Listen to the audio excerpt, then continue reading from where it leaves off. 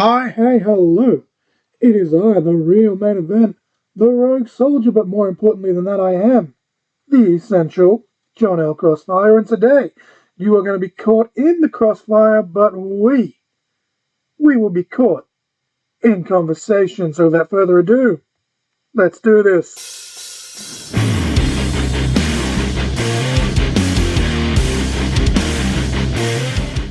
Hello, one and all, and welcome to episode 13 of the podcast, lucky number 13 of the podcast, if you will. We have much to discuss this week. I hope everything is going well with you and yours. I have just had to have my eye appointment postponed due to all the crazy lockdowns happening, so hopefully I can get that sorted soon because I'm stressing like a mofo, but regardless, I still hope you guys are doing well. Straight off the bat here, though, that trailer to Spider-Man No Way Home. Holy shit. So much hype, so much splooshiness, so much moisture. I'm sorry, I know a lot of you don't like that word. Absolutely blew my mind, and it absolutely blew the record for most views in a 24-hour period straight out of the water with 355,500,000. Yes, 355,500,000. Sweet cream on a cracker in 24 hours. Absolutely. And it's just going to keep growing from here. It's just going to keep going up. And this is proof, in my opinion, that Spider-Man is the superhero, whether it's Marvel, DC, or otherwise. And I mean, it was already really proven within all the merch sales already, but still, like, I'm not going to shit, on your favorite superhero because chances are I'm a fan of those too, but I mean, unless it's Superman or Captain America, but you do you. And in saying that, Henry Cavill and Chris Evans did do amazing jobs respectively on bringing those characters to life, which gave me more respect for them. But facts are facts. My guy Spidey takes the number one spot by an absolute landslide. The previous record was Avengers Endgame with 289 million, and I still lose my mind over that film in general when I go back and watch it, but as I said, Spidey has knocked that clean out of the park. Thwip. So many rumors, all but confirmed by this trailer alone, and I cannot wait to see where this takes us in the multiverse, especially in the Spider-Verse specifically. Marvel somehow just keep topping themselves. Like, even when you think it's no longer possible, it just gets better and better. If you haven't watched this trailer yet somehow, go get on that right this instant. Because first of all, it's amazing. And second of all, I'm about to drop a major spoiler on that. Doc Ock being involved with this multiverse excites me greatly, as he is my all-time favourite Spider-Man villain, and I feel that while he did have better showings than other characters in Spider-Man, films in the past, the Spider-Man franchise, they still haven't quite done him justice, in my opinion. Like, Spider-Man 2 was okay, but it just didn't do it for me, which, funnily enough, IGN, I think it was IGN, just recently ranked Spider-Man 2 as the best Spider-Man movie of all time, and I personally would have to disagree with that. Like, my favorite Spider-Man movie, as I've mentioned on the podcast here before, is The Amazing Spider-Man. But if you're going to look at the best all-around Spider-Man movie, in my opinion, it either has to be Spider-Man Homecoming or the OG Spider-Man with Tobey Maguire. I've talked about how I don't like him as Spider-Man, but I do like him as Peter Parker. But as an all-round movie, and maybe it is just the nostalgia talking, I think that has to take the spot, if not Homecoming. But super excited to see what they do with Doc Ock here, de-aging CGI and all. And I just can't wait to see who else from the multiverse is going to make an appearance. And I know I'm not alone in this. I've seen a lot of people online say this as well. But I really want to see Nicolas Cage have a live-action cameo, even if it's literally just like a 2-second thing, as Spider-Man Noir from Into the Spider-Verse, where that focused obviously on Miles Morales. So now that gives me another reason for lockdowns to end, because 1, I don't want to have to worry about my wedding being cancelled. 2, I'd like to go visit my family and see my dad's grave. And 3, I need to get to the cinemas to see Spider-Man No Way Home as soon as it drops. Seriously, go watch that trailer if you haven't. It's fucking amazing. I fanboyed so hard. Really quick, with my takeover predictions I did last episode, I went 3-2. That's not including the pre-show match between Ridge Holland and Trey Baxter. I would have gone with Holland anyway, since he has just returned, but I wasn't expecting him to squash Trey Baxter in the way that he did. But regardless, I'm taking that match off the table since I didn't do it in the official predictions, because it hadn't been announced at the time that I recorded them. Match 1 from NXT TakeOver 36, Cameron Grimes defeated LA Knight, new $1 Million champion. Correct prediction. Match 2, Raquel Gonzalez defeated Dakota Kai, still NXT Women's Champion. Correct prediction. Side note, Kaylee Ray returned, of course from NXT UK, returned to NXT and had a stare down with Raquel. Hell yes. If anyone's going to beat Raquel, I would love for it to be Kaylee Ray. Match number 3, Ilya Dragunov defeated Walter, new NXT UK champion. Incorrect prediction. Match number 4, Kyle O'Reilly defeated Adam Cole. Incorrect prediction. Match 5/main event, Samoa Joe defeated Karrion Kross, new NXT champion. Correct prediction. And this one actually ended in the way that I predicted as well, with Samoa Joe bringing back the Muscle Buster. So congratulations to Joe on winning, becoming the first three-time NXT champion. As a little fun fact, a little tidbit, this was the first NXT takeover since June 2016 that neither Johnny Gargano or Tommaso Ciampa have appeared on. The streak is over. Insert shocked wrestling fan here. Mrs. Crossfire and myself went to start watching Ink Masters on Amazon this week after finishing Best Ink on Hayu, and unfortunately, while it and all its spin-offs are still listed on the website themselves, the videos are actually unavailable, apparently, though it is coming to Paramount Plus here in Australia soon. So yay, another subscription to kill our bank accounts. But there is some super great stuff on Paramount Plus though, definitely worth it. There's a lot of movies on there. Myself and Mrs. Crossfire actually watched Chips the other night, starring Dax Shepard. Really funny movie, I recommend you go watch that. In the meantime, we have started watching Black Ink Crew on Netflix. It's about an all-African-American run tattoo shop in Harlem. It is more about the drama between the artists themselves rather than the art, which is disappointing, but it's still a guilty pleasure nonetheless. It's a good way to kill some time, and it's just a good, some good background noise. And I can't remember if I mentioned it on here last week or not, but the current season of Wipeout being hosted by John Cena and Nicole Byer is absolutely killing it. The humor is very, very adult-based, so just, block the kids' ears if you're going to watch it. New episodes drop every Sunday on Foxtel for us here in Aussieland. Gabriel Fluffy Iglesias' character returned for a 2-second cameo in the latest episode of Monsters at Work, and with only one episode left, I'm really hoping that he returns if there is a season 2 and or another movie, is made. And at this point, why not? You've got the platform there, even if it doesn't get a theatrical release, just give me another movie. Slap it straight on Disney Plus, for the love of God, please! Episode 2 of Marvel's What If, which dropped last week when recording this, was what if T'Challa became Star-Lord instead of Peter Quill, and holy hell was this episode amazing. It was awesome, at least in mine and Mrs. Crossfire's opinion. IGN haven't been too favourable of the entire What If series, but screw them. They got the wrong Spider-Man as number 1. So many little Easter eggs and references in here, all while still being its own thing. It's just really well done. I could have easily sat through an hour-long version of it. I think that's a lot of people's problems as well, is they're trying to condense, full-on movies into, 30-minute blocks, but it is what it is. I enjoyed it.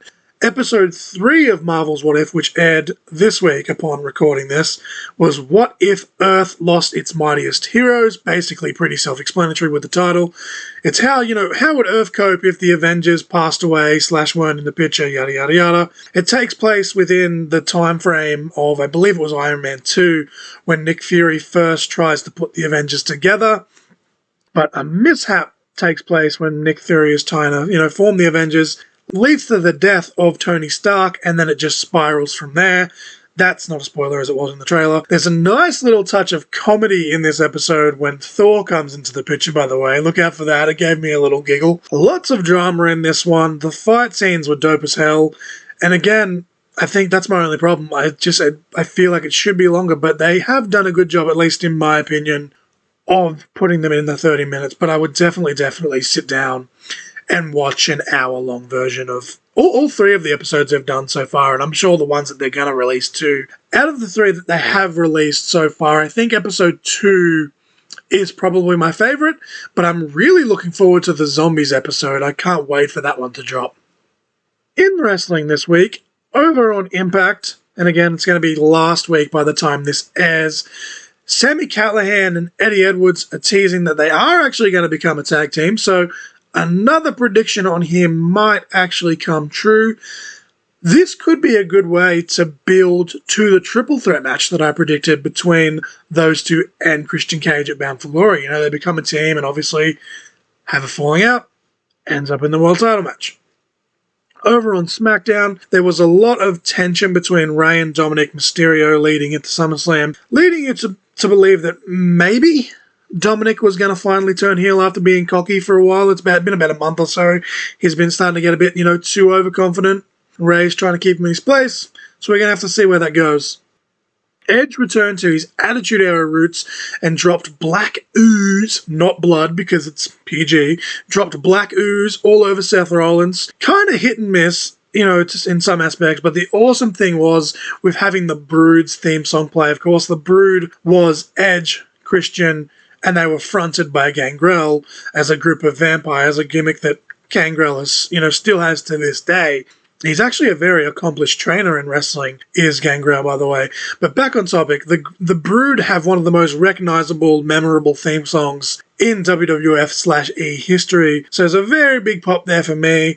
All the nostalgia.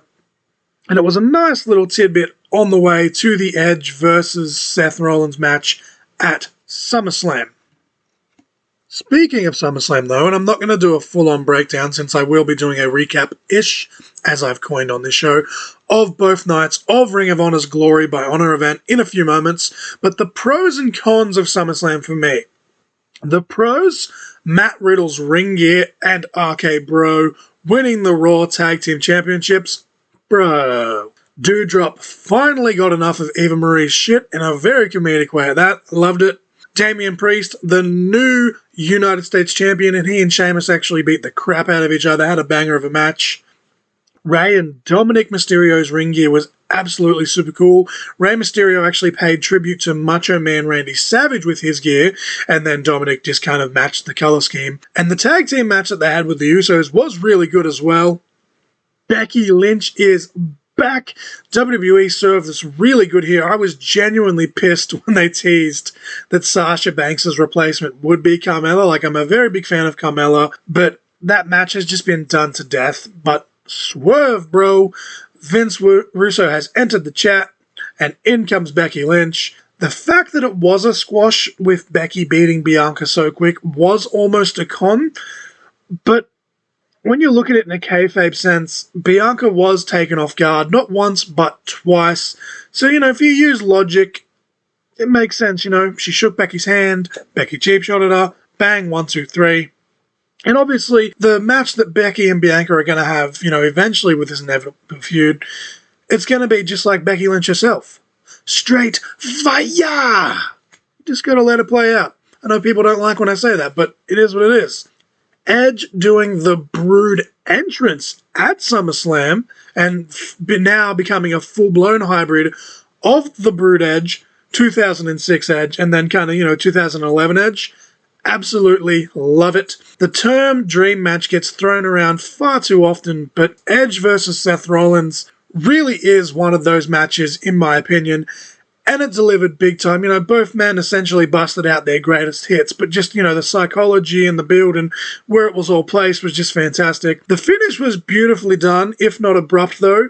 But that's the thing. The fact that no one saw it ending that way, I think, is what makes it better. Like, we're thinking, it's either going to be a spear or it's going to be a curb stomp. No, Edge made Seth Rollins tap out, and kudos to both men, and I wouldn't mind seeing a rematch at Extreme Rules.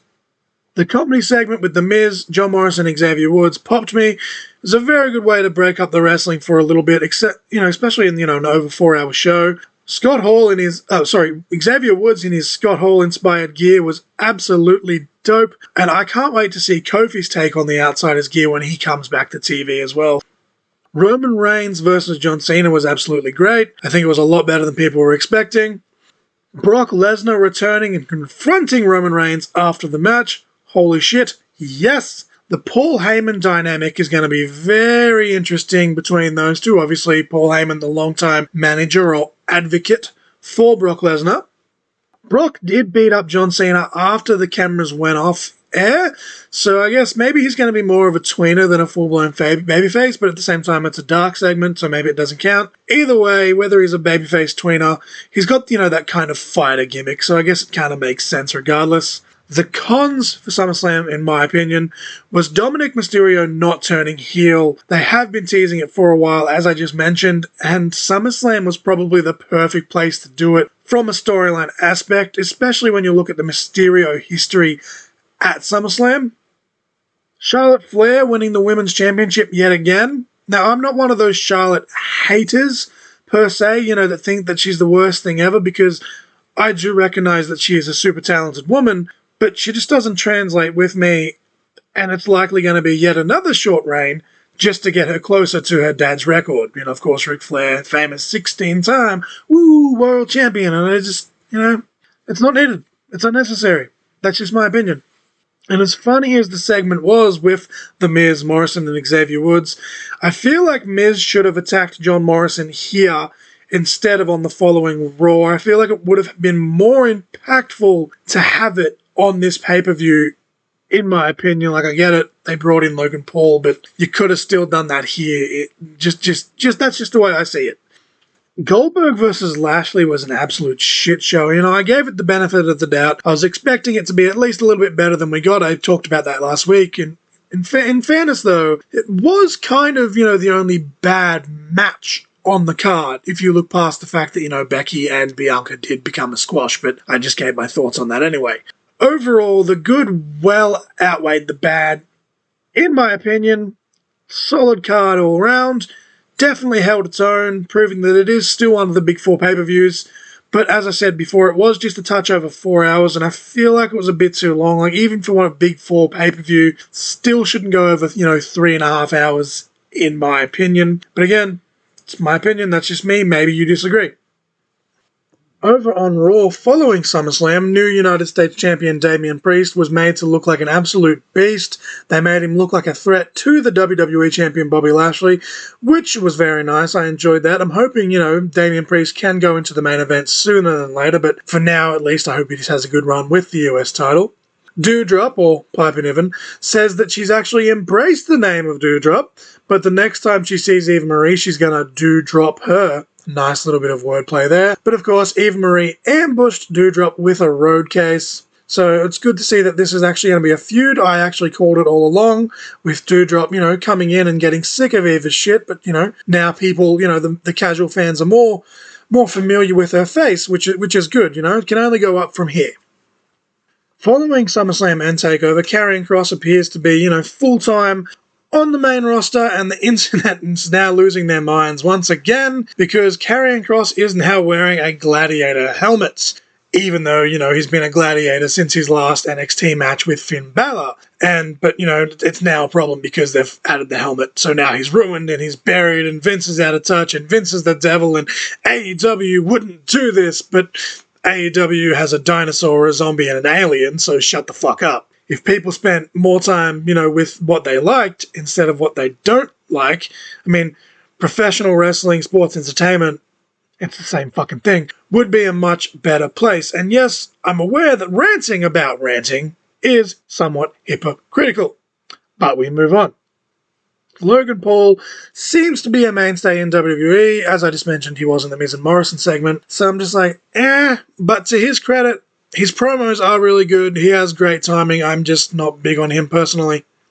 They played another Elias vignette with Elias saying that Elias the Entertainer is dead and he is now Elias the Wrestler, before putting on a Western hat, and walking off into the sunset. Both Mrs. Crossfire and I got, really strong Red Dead Redemption vibes with this, so it'd be cool to see where this goes for Elias.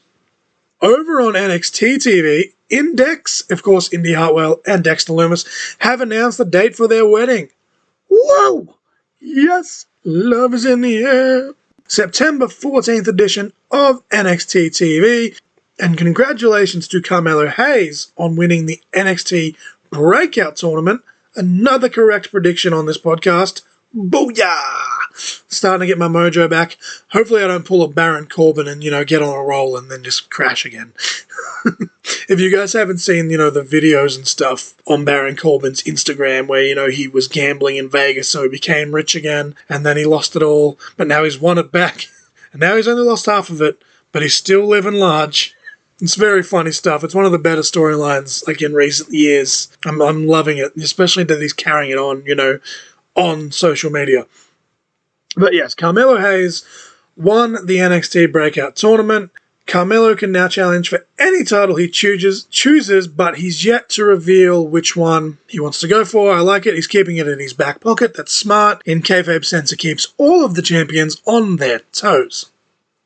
Over in the wrestling news for this week, going back to SummerSlam, the venue, the stadium that the event took place in, had some really severe technical issues. Apparently, all their Wi-Fi went out, the PA system, went down, the pyrotechnics went down. No one was able to buy food or drink, so it got to the point where they actually had to start giving away, food and bottled water.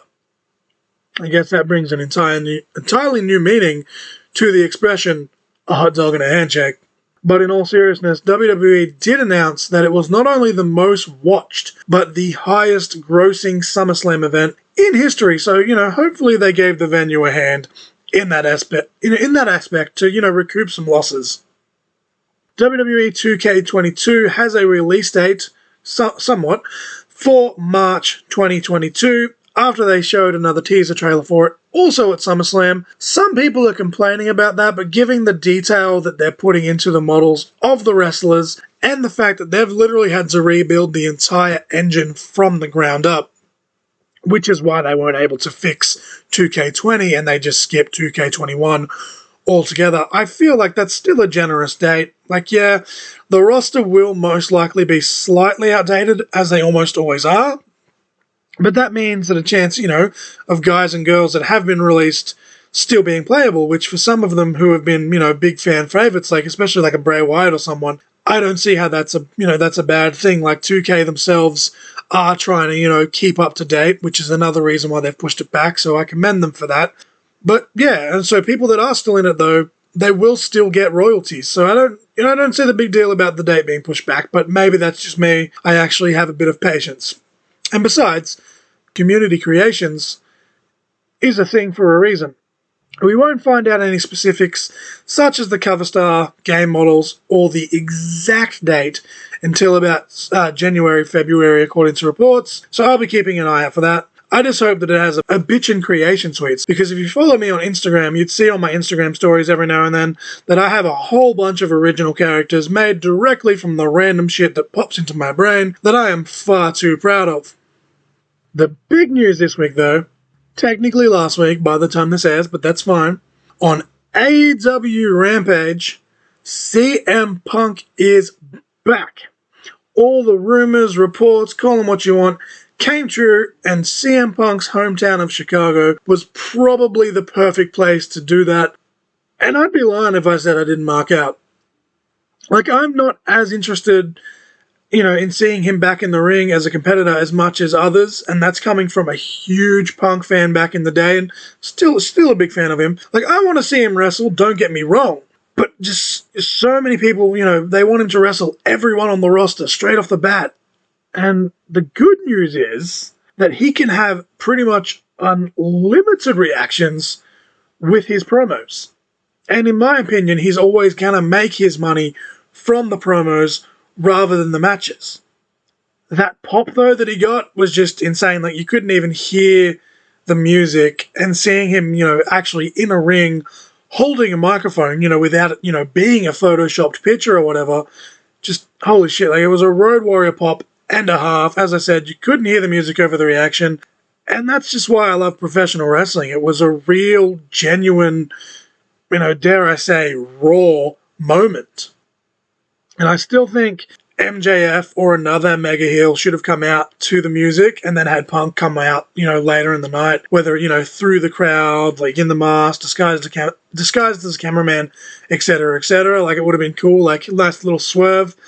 Though at the same time, the entrance itself has been rewatched so many times by all of us. Like, even Mrs. Crossfire thought it was cool, and she's not actually as familiar with CM Punk as a lot of people outside of seeing him, like, in old Rumbles here and there, because, she wasn't watching during the period that he was around. I did have to laugh, though, at his obligatory shots at WWE, because the truth of the matter is, and this isn't me throwing shade, this is just spitting facts, Punk wouldn't be as big as he is right now if it wasn't for WWE. And if you're mad at that, that's fine. There's an old expression, the truth hurts. But hey, now that CM Punk's in AEW, maybe all the neckbeards will stop trying to hijack WWE events, chanting his name.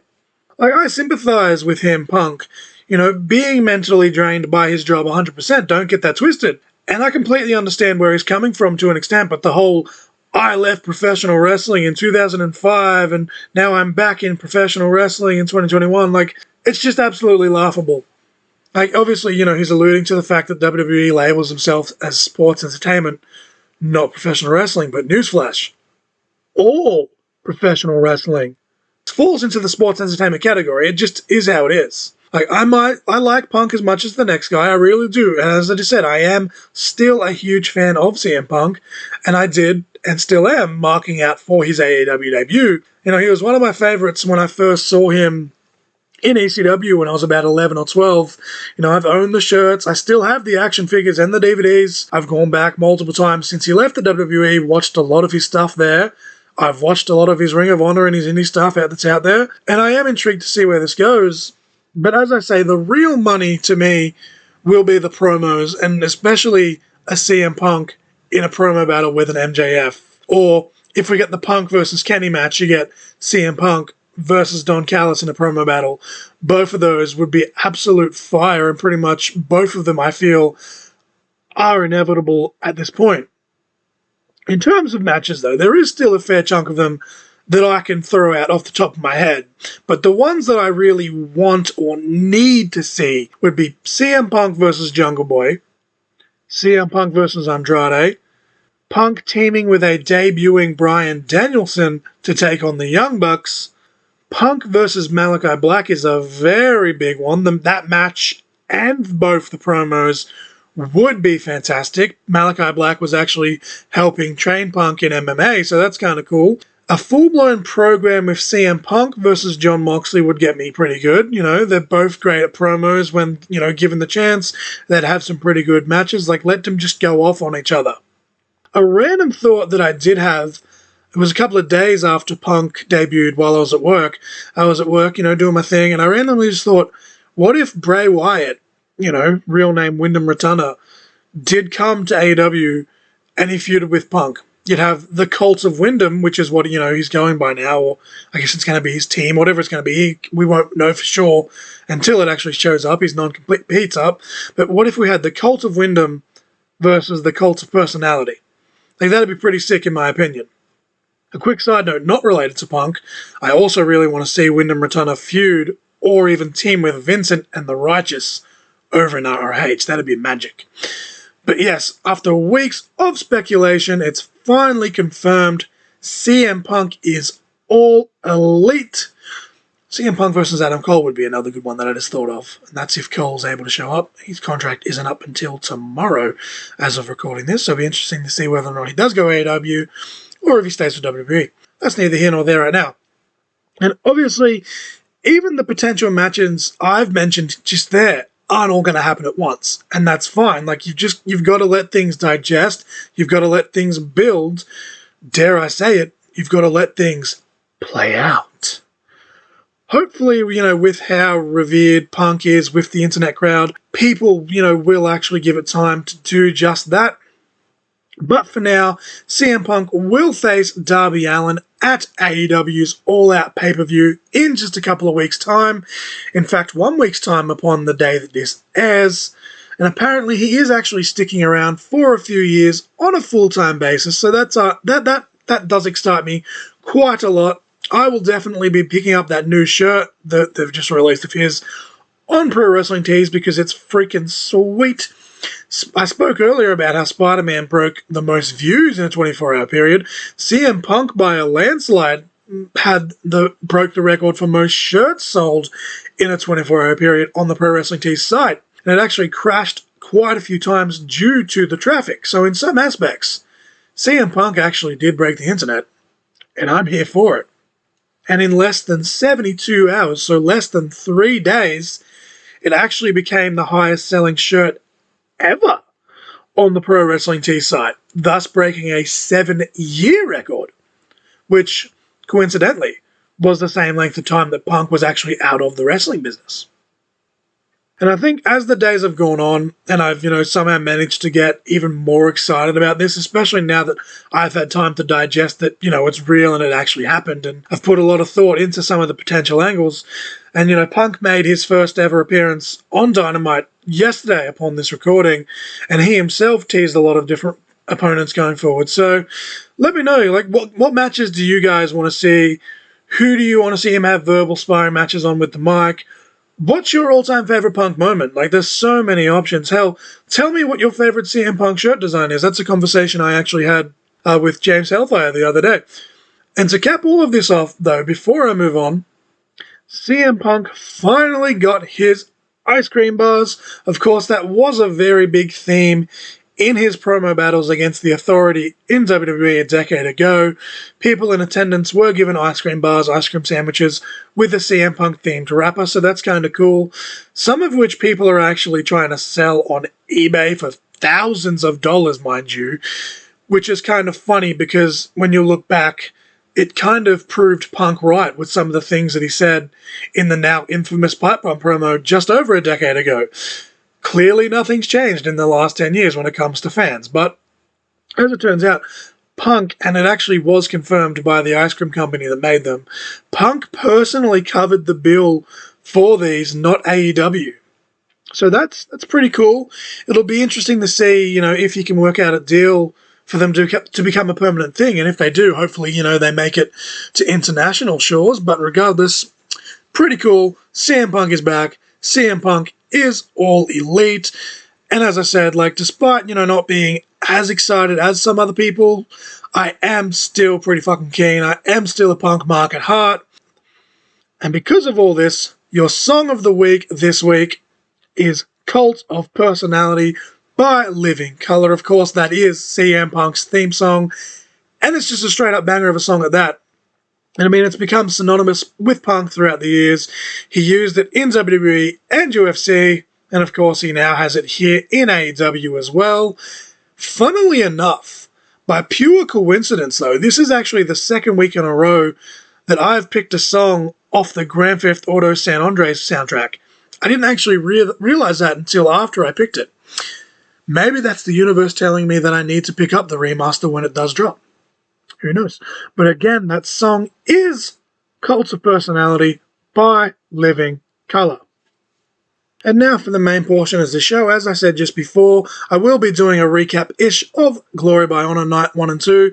With all the wrestling happened this past weekend, it was actually hard to pick, which one to recap for this episode. But with CM Punk returning, I thought, what better than to recap the place where he originally made his name in Ring of Honor.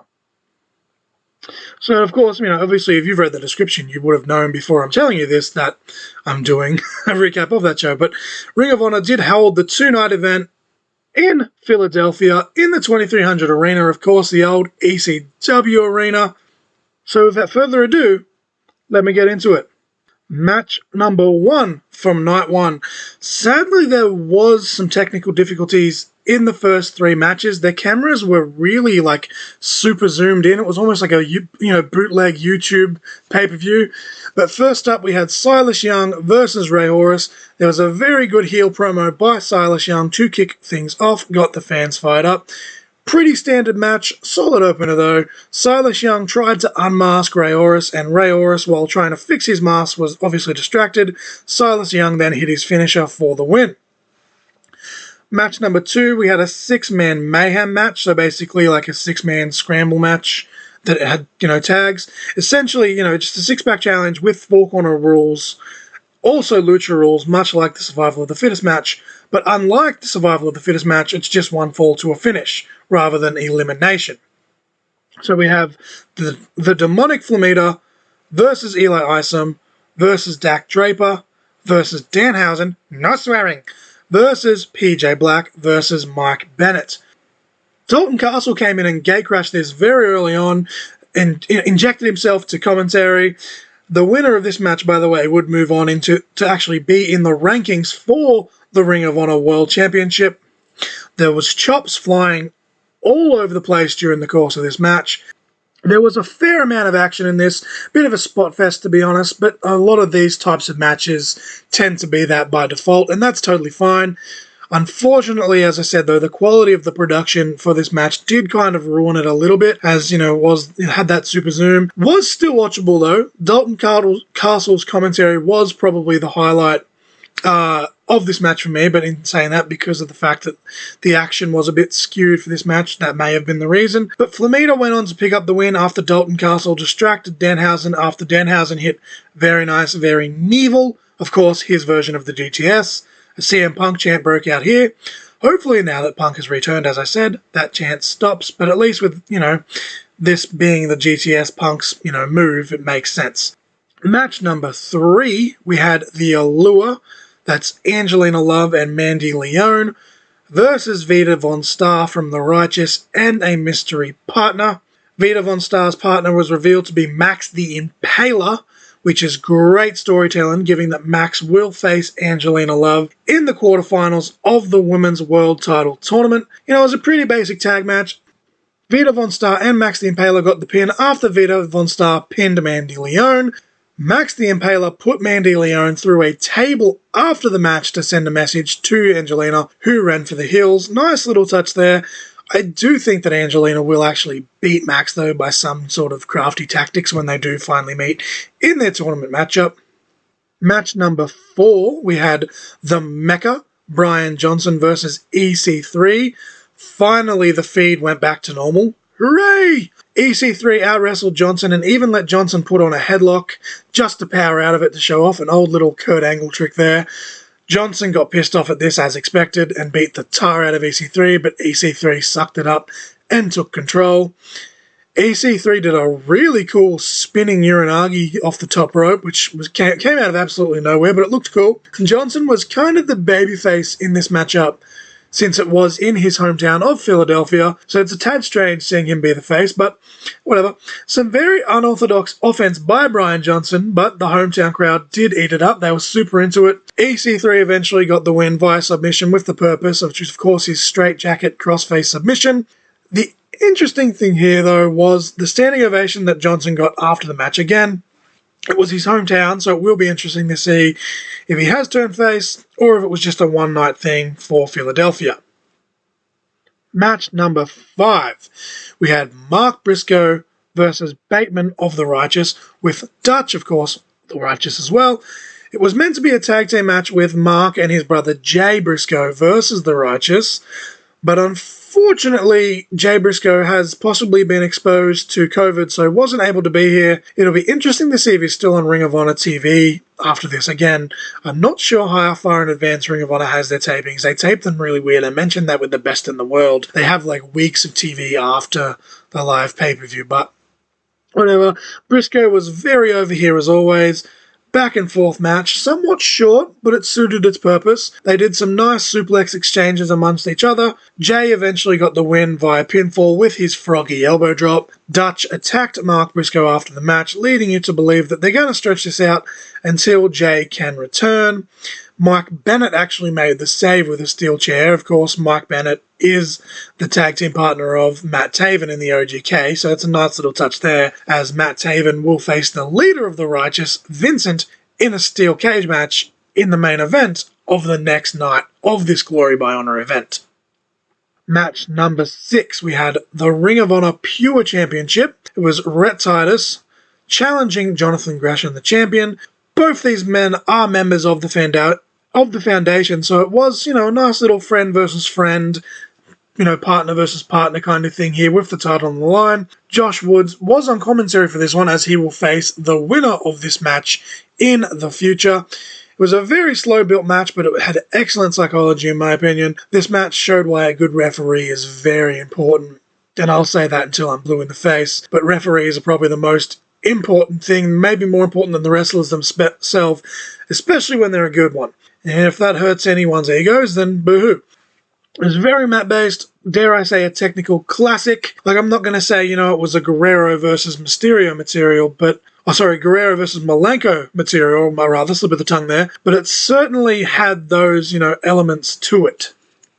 Both men took a very big spill to the outside around the 13-minute mark, and then the action picked back up once they got back in the ring after that. I really enjoyed the finishing sequence. Both men kept changing pin attempts.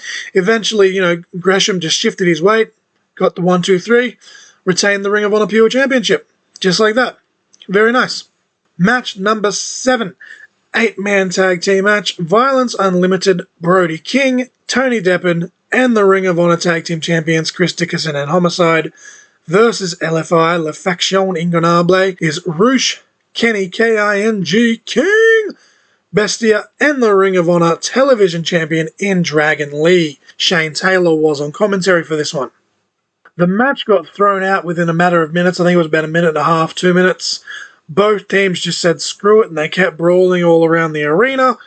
Brody King took the mic and said, "Nobody wants a 2-minute no contest." King said, quote, "Fuck that, we're in ECW, we're in the ECW arena, let's have a Philadelphia street fight." So the referees obliged, the match was restarted with no rules, and both teams just beat the crap out of each other. There was a spot where Roosh actually spat in Brody King's face, which is kind of gross. COVID! They had all gimmicks in this match. Homicide teased using his fork, but he got cut off. Wordplay. Very fun match. Brody King eventually powerbombed Bestia through a table. We got some flippy-doos to the outside, to take out the rest of the competition. And then Brody King got the win after pinning Bestia. Shane Taylor Promotions would head down to ringside, and they would brawl with LFI after the match, which would leave you to believe that, the Violence Unlimited feud's over, and LFI have moved on to STP. But we'll have to, see where that goes. Match number 8 / the main event was Flip Gordon versus Bandito. EC3 was on commentary for this, wearing a Nuke the Bingo Hall shirt. Of course, they referred to, the 2300 Arena as a bingo hall. So maybe he is a heel now. I don't know. It's weird. It's definitely headed that way, at least. That was easily match of the night, but, it's the main event, so you'd kind of expect that in this situation. Flip Gordon did control the pace. He tried to rip at the mask a few times, and there was a few little slip-ups on moves at the midway point of the match, but the commentary team did cover those up really well. Bandito escaped Flip Gordon's STF finisher as well as kick out of the Flip 5. Of course, Flip spinning fireman's cutter, or a modified version of the TKO maneuver. It wasn't done in an overly dramatic way, though, so it made Bandito look like a defiant champion while still making Flip look like a threat. There was a beautiful springboard DDT, or tornado DDT actually, by Flip near the end of this match that Bandito sold absolutely beautifully. Bandito, retained the Ring of Honor World Championship after he hit the 21-plex, which is his slingshot German suplex. After the match, we got a stare down between Flip and EC3. Of course, they had a match at Best in the World, so there's still heat there. EC3 then would have a face-off with Bandito, alluding to the fact that he wanted the championship. Brody King would come back out, though, and he and EC3 brawled all around the ringside, while Bandito looked on, wondering what the hell's going on. And then the show ends with Flamita attacking Bandito from behind and standing tall. Overall, pretty standard show, but worth the watch, if you want your wrestling fix. Obviously, being, night one, they didn't want to break out all the bells and whistles, especially with some of these people competing again on the second night, and obviously the main event of the second night being inside of a steel cage. Your match of the week this week, before we get to Night 2 of Glory by Honor, off the back of that really fun Philadelphia street fight, and the fact that CM Punk has returned, I'm going to give you Team DX versus Team Rated RKO at Survivor Series 2006. Of course, this was a traditional Elimination Survivor Series tag team match that also took place in Philadelphia, and the crowd was super hot for a young CM Punk in this match.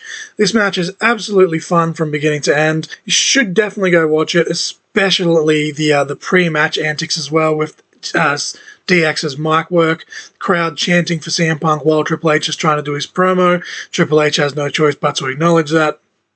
Again, that match is Team DX versus Team Rated RKO from Survivor Series 2006. And now for the recap-ish of Night 2 of Glory by Honor.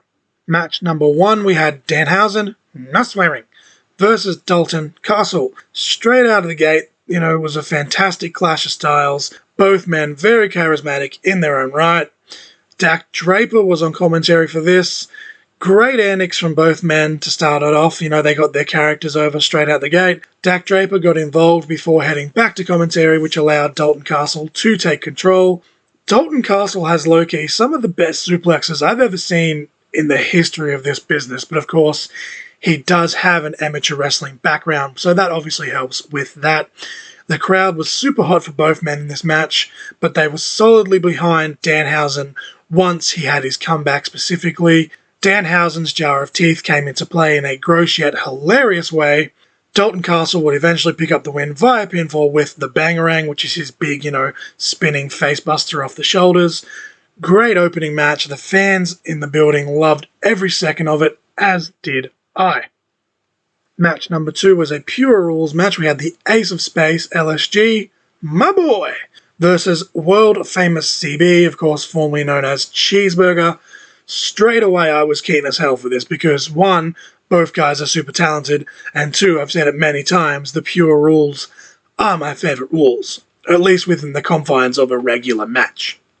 Josh Woods was on commentary again. Of course, as I just mentioned in Night 1, he is the number 1 contender for the Pure Rules Championship, held by Jonathan Gresham, so, he's keeping his eye on the competition sort of thing.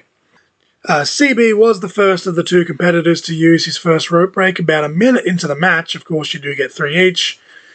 LSG's first rope break came with him using his teeth on the second rope, which was kind of gross, but it led to some hilarious banter back and forth between the commentary team. LSG was the first to use all 3 of his rope breaks, and about 7.5 minutes in, LSG got the win after he hit Rocket by Baby, which is his swinging facebuster. Then a follow-up with a crucifix pin. CB still had 2 rope breaks left, but unfortunately wasn't able to use them before being pinned. Nice little match, both guys got their shit in, got out sort of thing.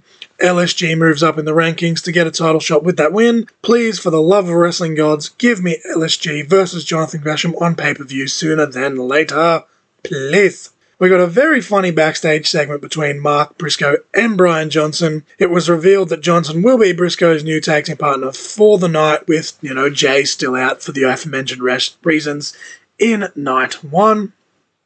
Match number 3, we had Roxy and Miranda Alizé versus Willow Nightingale and Chelsea Green. This was actually Chelsea Green's official in-ring debut for Ring of Honor here. And side note, Chelsea Green's theme song is an absolute banger. Of course, it's by Downstate, who do a lot of wrestling themes. They do The Miz, Dolph Ziggler, Zack Ryder / Matt Cardona. They actually used to do Alex Riley's as well. Really good band. Low-key, one of my favorites. Go check them out. Maria Kanellis-Bennett was on commentary for this one. Willow Nightingale was definitely the fan favourite out of all 4 competitors. All 4 women looked good in this match. Roxy, I feel, needs to slow down just a touch, but that's just me. Much like me when I'm talking on this podcast, my bad. But she seemed like, she was just a bit overexcited at times. Again, much like me on this podcast. Miranda Alizé, is an absolute natural, and I can see very big things for her in the years to come if she keeps at it. Willow Nightingale, as always, was impressive, and Chelsea Green played her part in this match very well. Roxy would eventually pick up the win with a sunset bomb, pinning Willow Nightingale. Match number 4 was the Ring of Honor World 6-Man Tag Team Championships. We had Incoherence, which is Delirious, Hallow Wicked, and Frightmare, who was making his ROH debut, with Ultra Mantis Black. They were the challengers versus Shane Taylor Promotions, of course Shane Taylor himself, and the Soldiers of Savagery, Moses and Khan, with O'Shea Edwards, of course, the champions. Ultra Mantis Black would join commentary and was absolutely hilarious on commentary, by the way. The fans were solidly behind Shane Taylor Promotions with the STP chants. Much like the first match on this card, this was just an excellent clash of styles from the get-go. Everyone got their characters over straight away. Incoherence quickly gained the fanfare, though, with their fast-paced, high-octane offense, but STP were able to, overpower them and regain control. STP showed some great teamwork along with great, tremendous displays of power. Incoherence came close to victory a couple of times throughout this match with more, displays of athleticism and then teamwork in their own right with some very, very innovative offense. And again, as I said, Ultra Mantis Black on commentary popped me quite a few times throughout this. This match was absolute false finish central, very back and forth, but eventually Shane Taylor would pick up the win for his team with a snap package piledriver, retaining the 6-man championships. I did thoroughly enjoy this match, very fun match. It was probably my favourite of the match, favourite match of the show so far. All competitors shook hands afterwards, as is encouraged in Ring of Honor with, their code of honor. Shane Taylor had a stare down with EC3, who came out to the ramp on their way backstage. Goddamn, EC3 is just making enemies with everyone, isn't he? EC3 would go on to join commentary, and we would have match number 5, which was Flamita and Flip Gordon versus Mark Briscoe and Brian Johnson. Johnson, as always, with a great pre-match promo. I don't think I've ever heard him cut a bad promo, to be honest. He does very basic stuff, but he makes it work. He always, makes it very convincing.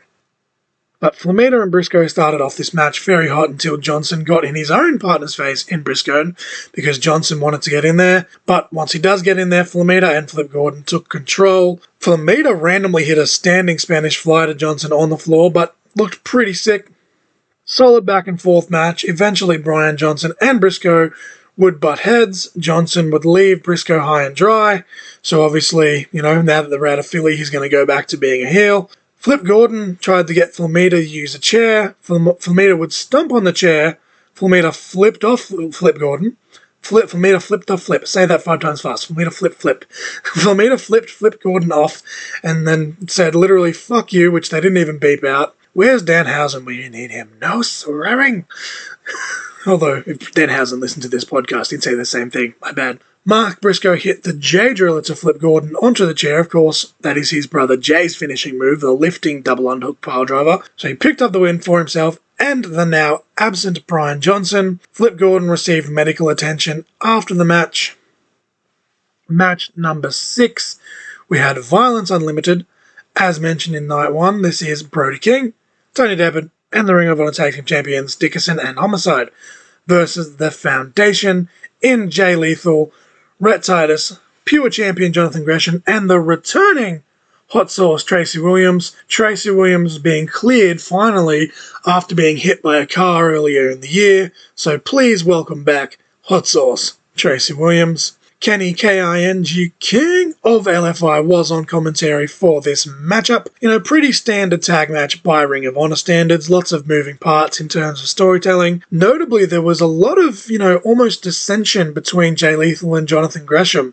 Near the beginning of the match, Gresham was getting ready to go toe-to-toe with Brody King. Lethal tagged himself in because, he wanted revenge on Brody King for the loss that, he, Lethal, suffered at best in the world at the hands of Brody King. Then there was another spot where Jonathan Gresham was almost going to let Tony Deppen tag in Brody King. Jay Lethal jumped in the ring, dragged Deppen back, to their corner, leading to them butting heads again, them being Lethal and Gresham. But eventually, Gresham and Lethal would go on to use some impressive teamwork. Brody King got a hot tag, cleaned house on the entire foundation, and Gresham finally got his wish of getting face-to-face with Brody King, but Brody obviously punked Gresham out. Gresham went through a table that was set up at ringside. It breaks down, bodies flying everywhere, everyone, getting their shit in. Jay Lethal hits the lethal injection, the handspring cutter, on Tony Deppen to get the win via pinfall for the Foundation. But Brody King bum rushes Lethal, hits the Gonzo bomb, followed by Homicide hitting the 187, which is his, underhook, upside down, reverse pile driver kind of thing. I don't know how I should explain it. Chris Dickinson give Titus a massive release crucifix bomb for good measure. People throwing people everywhere just for the sake of doing it. Dickinson grabbed a mic, put the entire roster on notice, and hands out an open challenge to any and all people/teams that want to step up to Violence Unlimited. The fans strongly behind them chanting violence, violence, violence. Match number 7. We had Ring of Honor World Champion Bandito and Rey Horus versus Roosh and the television champion in Dragon Lee in a Lucha Rules tag match. Silas Young joined commentary on this one. He apparently has a hatred for luchadors. Hate's such a strong word, but no, he said he hates luchadors. Roosh jump-started the match, tried to unmask Bandito as he's done in the past. Dragon Lee would try to stop Roosh from doing so, because of course Dragon Lee is actually a masked competitor as well, which led to Roosh actually grabbing his own tag team partner and younger brother, Dragon Lee, by the throat. Rey Horus would attack Roosh from behind, but that kind of snapped Dragon Lee out of it, and then Roosh and Dragon Lee would go to work on Rey Horus together. Eventually, Bandito would get back into it, and he and Rey Horus would isolate Dragon Lee and use some effective and innovative tag team offense on Dragon Lee, but then obviously Dragon Lee and Roosh would return in kind. This match was very back and forth, as a lot of these matches were, and seldom did it slow down, but that's kind of what you get with the Lucha Rules, style. Everyone got their shit in. We had a I almost said a double down. All 4 guys were down. We got a "This is awesome" chant. Bandito and Dragon Lee had a very good little exchange where Dragon Lee came really close to pinning Bandito, but Rey Horus came in and broke it up. Horus hit his trademark tilt-a-whirl pop-up satellite DDT on both opponents respectively, but Dragon Lee would kick out even after, Bandito hit a splash off the top rope to cap it off. Dragon Lee and Roosh would regain control one final time, and after a double stomp to the back of the head by Dragon Lee to Rey Horus, while Rey Horus was actually on the top rope, that could have gone super bad, and Roosh would hit his running Meteora in the corner and pin Rey Horus. We did get a show of respect, though, between Dragon Lee and Bandito, but on the other side of that, Roosh showed a lot of disrespect to Bandito. So it'd be interesting. It'd be interesting to see if they actually break up LFI, because there was a lot of tension between Roosh and Dragon Lee in this match because of the fact that, Dragon Lee is showing respect while Roosh is showing disrespect. But nonetheless, Death Before Dishonor was announced for pay-per-view on September 12th, taking place in Philly once more. Matches already announced for that are the Ring of Honor 6-Man Tag Team Championships of LFI versus STP, the finals of the Women's Championship tournament, which obviously still yet to be announced what match that will be, because the tournament is still happening as we speak. Josh Woods challenges Jonathan Gresham for the Pure Rules Championship, and a mystery match between 2 recent free agents from the releases that couldn't be announced due to, quote, contract obligations. I'm very keen to see who that will end up being. And match number 8 / the main event of the evening, we have a steel cage match. It's the match that I was most looking forward to. We had Matt Taven versus Vincent. If Matt Taven lost, then Vincent would get Matt Taven's guaranteed shot at the Ring of Honor World Championship, and Vincent's righteous group was banned from ringside. They labelled this as the last stand. And then we had Mike Bennett, of course, Matt Taven's tag team partner, as a guest commentator for this match. Lots of guest commentators throughout both nights of this event. But I do like how Ring of Honor does that. It adds, just a little touch more to the matches, in my opinion. So as your standard cage match rules, where you can win by pinfall, submission, or escaping the cage with both feet touching the floor. Taven jumpstarts, the match before it could even begin, slammed the cage door in Vincent's face, and they brawled all around ringside. Honestly, my only gripe with all of the, with both of these nights rather, besides the production issues in the first few matches of night 1, is I feel like there was way too many jump starts. Like, this feud specifically, I feel, should have been the only one that did it, at least on the one night, to make it just that more impactful, but it is what it is. They brawl, the brawl ends up in the fans. They make their way back to the stage, where Taven took a nasty looking Saito suplex by Vincent. He literally just bounced off the floor. It was kind of nasty. Wouldn't want to take that bump myself. Before eventually they made their way back to the ringside area, where Taven would grab a table from under the ring that actually had his logo painted on it. Of course, painted on it in purple, because purple is Matt Taven's thing. Taven then drug the Timekeeper's table over as well, before the brawl would eventually take them into the cage, where Vincent would give Taven a receipt from earlier on, where Vincent slammed the door into Taven's head. Before entering the cage himself, Vincent would grab a chain and padlock the door shut, and of course, the chain was also purple as well. The fans were chanting for Vincent to eat the key before he threw it away, so that's kind of fucked up. Y'all have problems. Y'all have some sort of violence tendencies. You need to get that sorted. The fuck is wrong, Philadelphia? Too much ECW. Despite the Righteous being banned from ringside, Bateman would come out and threw barbed wire into the cage, which distracted Matt Taven, and Bateman actually cut his own hand on the wire in the process. Mike Bennett would then leave commentary. Bateman and Bennett would brawl all around ringside. Vincent hung the barbed wire about halfway up the cage. The commentary team did a very brilliant job of getting over, just how dangerous that specific type of barbed wire was. Taven got sliced and diced by the barbed wire, and of course, Vincent suffered a similar fate just moments later after Taven made him wear it, kind of like, a pseudo crown of thorns. This is the type of blood feud. It honestly reminds me of, the 70s and 80s wrestling, with just the modern day bells and whistles. One thing Ring of Honor does better than just about anyone, on a low-key basis, in my opinion, is, building personal rivalries. Like, go back and watch, the rivalry that, Kyle O'Reilly and Adam Cole had in Ring of Honor. It was 10 times better than the one in NXT, and that's not being a mark. It's just how it is. But, yeah, Taven used an axe. Yes, an axe to grind he's got an axe to grind. He used an axe to grind the top of Vincent's head, and of course, that is a callback to how the feud started when Vincent would first attack Matt Taven with an axe of his own, and of course, the handle of this axe, you guessed it, was purple. Vita Von Star brings out a bag of thumbtacks, which Taven catches instead of Vincent, and it popped the shit out of me with Matt Taven looking at Vita Von Star and saying, "Thank you, you idiot." Vita hit a big crossbody off the top of the cage, but accidentally wiped out Vincent.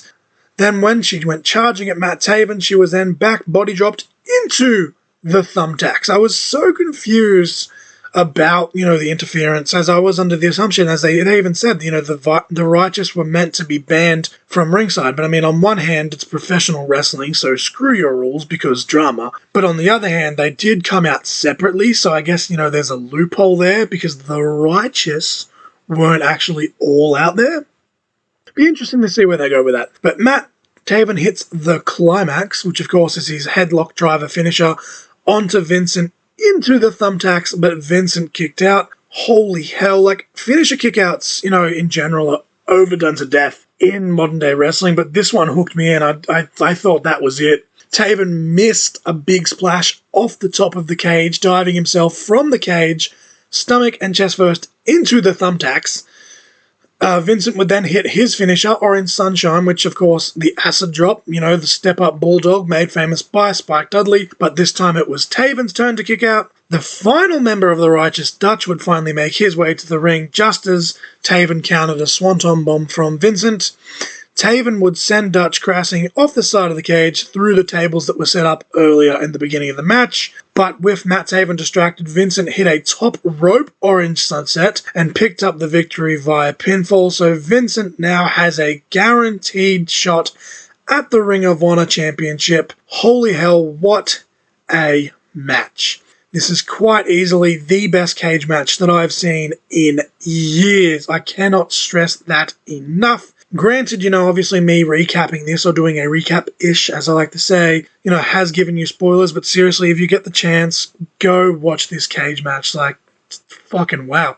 Kudos to absolutely everyone involved, and I am keen as hell for Death Before Dishonor on September 12th, of course, 13th here in Australia.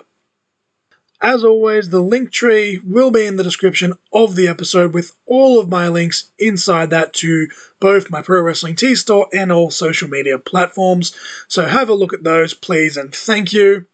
Once again, the song of the week was Cult of Personality by Living Colour. The match of the week was Team DX versus Team Rated RKO at Survivor Series 2006. But in all seriousness, go check out that cage match that I was just talking about too if you get the chance. ICW Australia will be holding Insane Asylum on September 11th, provided lockdowns don't get tacked on even further. This will take place at the Belconnen Community Centre. Full details will be in a separate link in the description. Check the description, guys, please. I am the Essential John L. Crossfire, and you were just caught in conversation.